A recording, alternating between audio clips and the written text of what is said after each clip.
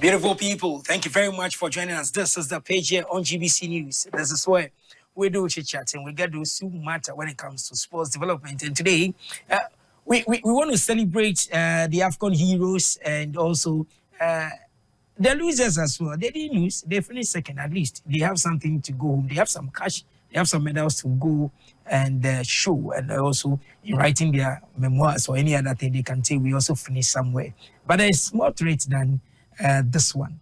When the young men were separated from the senior men, I mean, when the teams that really were determined to lay hands on the trophy, everybody paved way. So the teams ended and we were left with 4.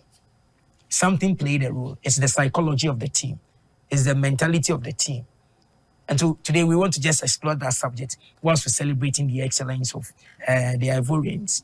Remember, the Ivorians, proud to Sunday's game, were 2-time Afcon winners. They beat Ghana on 2 occasions to win the Afcon trophy. Nigeria are neighbors, and they wanted to make noise that they will also go and beat them. But if Ivory Coast beats Ghana and wins Afcon trophy, how can Nigeria dare and say they are going to beat Ivory Coast to win the trophy?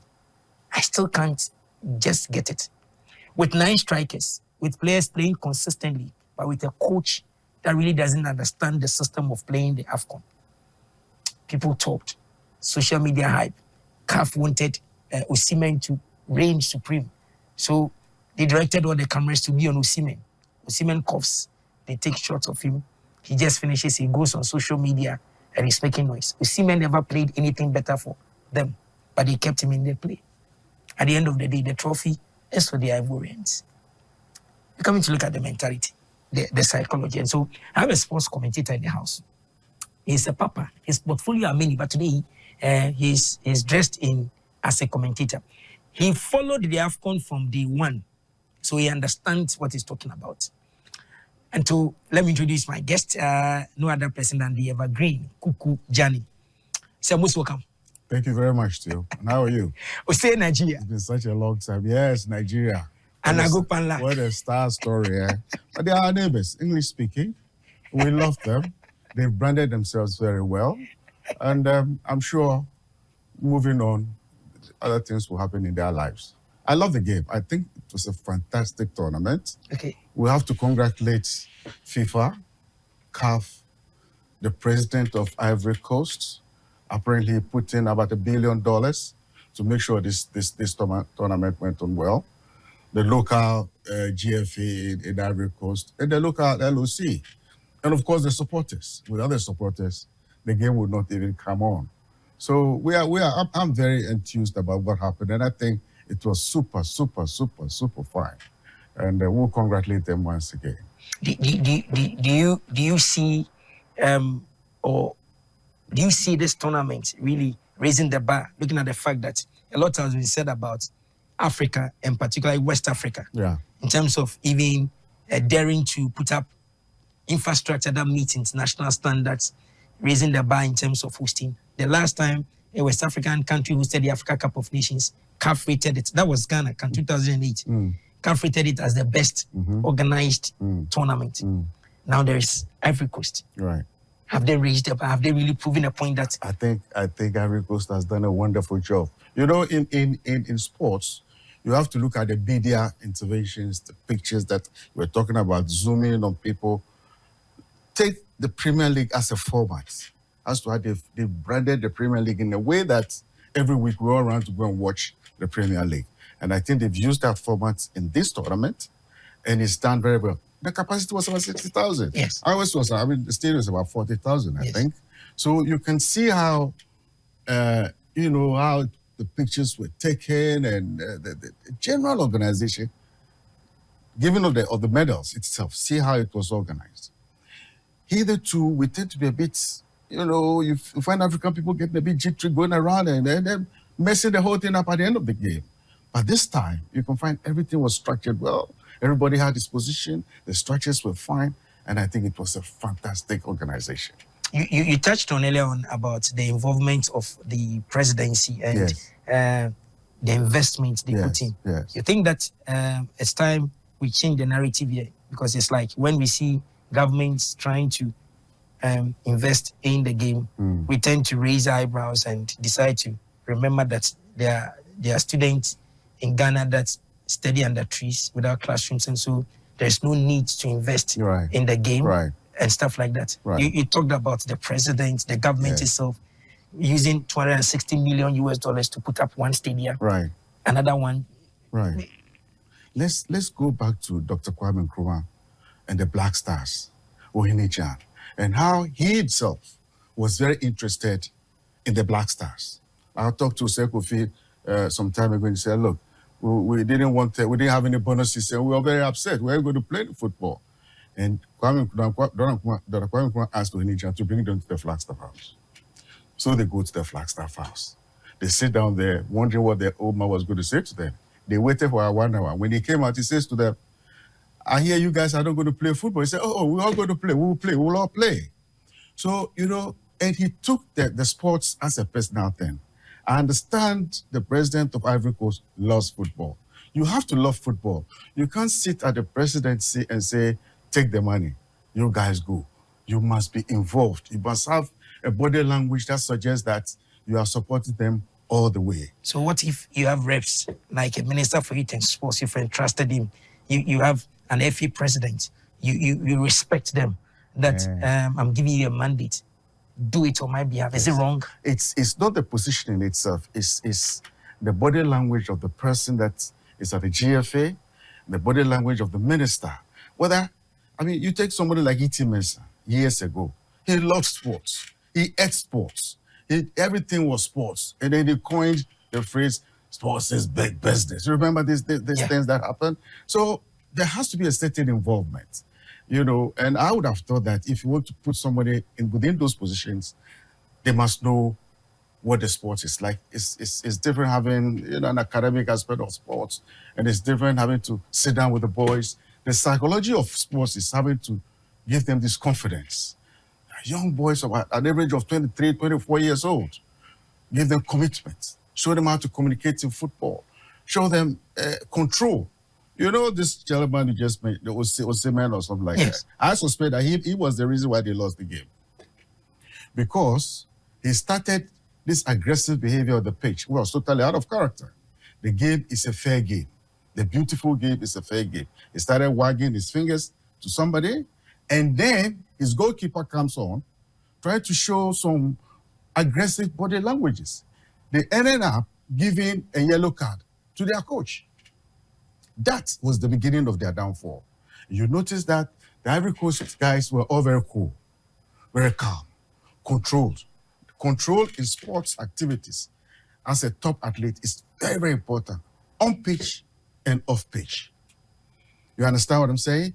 So if you're on the pitch and you are misbehaving, or you think you are rude, you are not part of the game at all. Okay, now let's. FIFA has developed the blue card. Have you heard of it? I have heard of it, but as to when they will implement it, it's another thing that we'll get time to look at the blue card and whether it is even relevant. In the association football, whether it's indeed relevant, and even in the debate as to whether we should settle a football game through penalties. That one too is a subject people are exploring, and we will get time to really sounds explore interesting, doesn't it? Now let's look at 4 teams that were eyeing the trophy. And so there was a semi-final game. One team loses a semi-final game. The next step for them is to play for a 3rd and 4th position. The other ones that went to the final. I'll take your thoughts on playing a 3rd place game when the ultimate for every team was the final. And how you approach it. And so viewers, let's go for a flashback. The 3rd place game for this Afcon was between South Africa and DR Congo.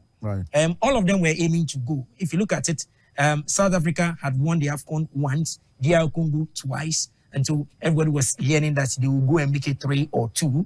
Then it didn't happen for them because they lost to somebody that has won 2 and somebody that has taken it 3 times. That is Nigeria having 3 and Ivory Coast having 2. So what was the psyche? How did they approach the game? let's go and bring you a flashback of how everything happened between that game. When we come back, I asked Mr. Johnny here to really walk us through the type of thinking the two teams went into that game with. So, Kukuu, that was a flashback. Right. So, prior to this particular clash, what should have been the mindset of the two teams? Before I come to that, let me just make a comment about the supporters. Okay. And how excited they were when a goal is scored, or when a move is made, or when you lose a game. There are neurochemicals in our brain called endorphins and enkephalins. They control mood swings. So you find that when a goal is scored, that activates the brain and it allows people to be very, very excited, sometimes overexcited. When you lose a game, the neurochemicals tend to the opposite side and it depresses you. Sometimes people get into shock and die. Yeah, a couple of people died at the tournament. Am I right on that? That's the some of the other side of stuff that Right. I can't confirm independently. Okay, so let's come to the players now. Any player who gets the opportunity to play in Afcon will be saying to himself, I wish I could get a job somewhere in Europe or somewhere that I can make money. Play good football is business and make money. And look at the amount of monies that players earn in the Premier League or even the Championship or even League One. Huge sums of money. So he's there playing for his country, which is like, I love my country, but he's also playing for himself and branding himself. If he's already playing outside and has a team, when he goes back, his players in the change will say, hey, Fred, they will love you for playing for your country because most of them might not be playing for their country. Okay. So you become like a big boy in it. And that is why playing here is the big stage now. This is not, it's no kidding business at all now. So for them, it's branding themselves, playing for country, and hoping that they win the game and come back and become icons. Okay. Those who won this championship years ago, their names are being displayed everywhere. It's been around for many, many years. Right. Yes. And so, approaching such a game, all the two teams, South Africa, DR Congo, were all hoping to be the finalists. Right. Be there and then see the trophy and lay hands on it. So, approaching this game, how should they have done it? Right. So you find with the Nigerian team, you have people like Okocha, individual characters who have done very well, understand the game at this level. The stresses and the pressures and how you manage huge crowds, huge television, what's going on. So you might probably have to sit down on one-to-one with, say, the strikers, have a chat to them. This is the way you do it. That's how you're going to organize yourself. Is that the role of the coach? Is the psychologist. Or a psychologist? The psychologist. So meaning that all the two teams were having psychologists? I expect they do. I don't know whether they do.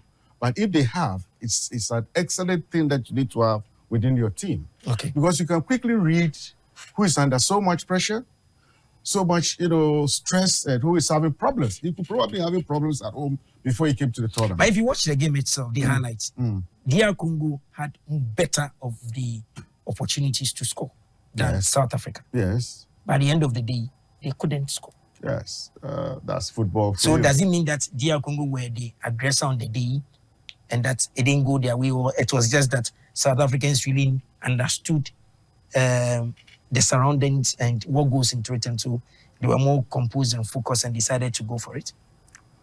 Top athletes are all very well prepared. You need one little mistake and that's it. A little slip, a little turn. The penalty shootout, South Africa missed the opening kick. It should have been an advantage for DR Congo. This penalty kicks, do you know how sometimes you can ask Asamoah what happened? Penalty kicks sometimes come with luck. You can have so many kicks, and just when you think this guy is the one, is it Ronaldo? One of these guys has. Yes, David Beckham. Yes. We've seen stars missing penalties. It happens. So you have to have that at the back of your mind. There are those two who practice penalties. They are specialists in it, and they do very well. On averages, you see that he's very good, so he should carry on.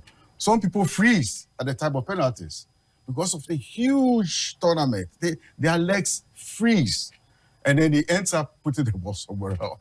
But normally, he can play penalties. This is a big stage, huge one. that affects the psychology of a lot of So now DR Congo finishes fourth. Do you think they have anything positive they can think about psychologically that, okay, we can bounce back? The next Afcon, we are going to play it in Morocco, that they can bounce back. If Yes, you look at what has happened to them. Yes, of course And they the can. way and manner they exited. Yes, of course they can. You know, look at how Ivory Coast lost, I think, the first game, 4-1. The first game, they scored 2-0. Their next game, they lost. And then their third game, they lost 4-0. And then they came back. And then they graciously found themselves with 3 points. And winning the tournament. Yes. So it tells you about a certain commitment, the psychology of commitment. That, look, we are not going to lose this game. They even ended up, boldly enough, sacking their coach and bringing somebody on.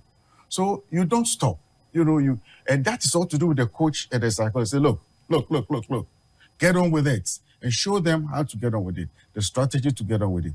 And you are not going to, it is not finished till it is finished. It is not finished till it is finished. Okay. So viewers, let's go back for a flashback on the final, how these two teams, because prior to this final, on social media and everywhere, everybody felt that Ivorians will be butchered. In fact, nobody respected the Ivorians, but for the Ivorians who felt that they've come a long way, so they need to put in their last. And so you could see the 60,000 capacity stadium filled to the brim. It didn't mean there was an overflow. At the end of the day, Nigerians took the lead, but couldn't hold on. Let's bring a flashback of the final, how Ivory Coast emerged the victors. This is how they did it. So what sort of mindset did the Ivorians approach this game? Looking at the fact that Nigerians have been 3 times winners. A fairy tale story it is, isn't it? I think the bookmakers made Nigerian favorites to win the game. Okay. On paper, but the support that Ivory Coast has is the home game. Everybody was there to support them. About 90% of them will be Ivorians. And so, when the goalkeeper started being a bit aggressive, I was saying to myself, are you saying that if these 60,000 people got into the pitch, will you be able to fight any of them? This is a sad story. You don't do things like that. So the mindset of the guys that, like, let's go. We've done very well. We are very confident. We've climbed from nowhere. Let's get on with it. If let's say you are a psychologist of the Ivorian side, right? And at first half you've conceded, coming to the second half where everything is possible. What do you tell your team in terms of bouncing back? Because Ivorians looked a different side. I saw them as a rejuvenated side in the second half. What sort of words or what did you use to danger? Those days when we play coast football, they will put koto at our back so that you don't feel lazy, so that they will be walking around. So what sort of motivation? It's the mindset. It's the mindset. See, they've done very well from having lost 4-1. 4-0. 4-0. Yes. And then they had to sack their foreign coach. They had to sack him and then just bring in somebody just plucked from the junior side to come and take over. Yes. And then there was this guy, I think, was under 26. Yes, it was the under 17, then came to the under 20, but currently is the NEET under 20 coach. He must have told them something. Look, it's in our country. This cup is ours. Don't give it up. Get on with it. Your president is there. The whole country is here. And the whole world is watching you. The boys that played the Ivorian team, all of them are stars. They don't play in their country. Yes. They are outside. So how was he able to, looking at the fact that here in our country, we are being told that the boys feel bigger than a coach who is a local coach that is brought to manage the Black Stars. And so every day there is chaos in camp, blah, blah, blah. All sort of narratives are told us. This is a man that coaches the local side. So if you're at that height, how do you convince them? It will tell you that the way we've done ours is totally out of character. You understand? The way we've managed our boys and the FA and all that is totally out of character. It doesn't work. They have to find the formula that allows cohesion. When you play football outside, the lifespan of a footballer is not very long. 10 years, most 15 years. You will have to come back and live here. Most of the stars are back. They are living. They are in the system. When you go around, you see them. So are you going to say to yourself, look, I'm going to do what I like, I'm going to work in the UK. You'll be back. And you have to be the same people that started with you when you were a coach player. So the chances are that you have to love Ghana. Unfortunately, some players are not like that. It is after that they realize that, oh, maybe I should have been more patriotic to Ghana. Okay. And then when they come and they're working in the system, they look very isolated. Because whatever you do, the public sees it. What should be the lessons we should learn? 10 seconds. We'll be checking out from the studio. What is it that everybody that watched the Afcon, or those who even didn't watch, that Ivorians have won their tournament trophy for the 3rd time? Ghana, we're still marking time. We won it for the 4th time since 1982. We are still waiting. So what should be one of the things, lessons we should pick up from this competition? They should go to Ivory Coast, see the FA there, and ask them how they did it. End of story. Go through the system. Compare it to yours. What challenges did you have? And how did you overcome it? Systems, players, whatever. They should take a trip there. That young boy that gave that pass for the 2nd goal, that Adingra boy, Ghana 20 boy or something.